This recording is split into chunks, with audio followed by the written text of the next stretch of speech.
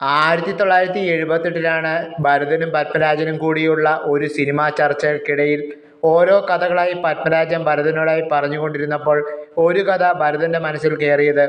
മുഴുവനായി കേൾക്കാനായി ഭരതൻ കഥാതന്തു പത്മരാജനോടായി പറയാൻ പറഞ്ഞു. കഥ ഇതായിരുന്നു. പപ്പു എന്ന കൗമാരക്കാരനു തന്നേക്കാൾ വയസ്സു കൂടുതലുള്ള രതിച്ചേച്ചിയോട് പ്രണയവും ആകർഷണവും തോന്നുന്നു. അവളെ പ്രാപിക്കുവാനും ആസ്വദിക്കുവാനും അവൻ ആഗ്രഹിക്കുന്നു. തൊട്ടാൽ പൊള്ളുന്ന സബ്ജക്റ്റാണിതെന്ന് പത്മരാജനോടായി ഭരതൻ ചിരിച്ചുകൊണ്ട് മറുപടി പറഞ്ഞു. ഇന്ത്യൻ സിനിമയിൽ തന്നെ ആരും പരീക്ഷിക്കാത്ത കഥാതന്തു ഭരതൻ ചലച്ചിത്രമാക്കാൻ തീരുമാനിച്ചു. ജയഭാരതിയും കൃഷ്ണചന്ദ്രനും രതിച്ചേച്ചിയും പപ്പുവുമായി. 1978 മാർച്ച് 8-ന് ചിത്രം തിയേറ്ററുകളിലെത്തി. പിന്നീട് കഥ മാറി. നിർമ്മാതാവ് ഹാരി പോത്തന് ചിത്രം കോടികൾ തൻ്റെ കീശയിലെത്തിച്ചു.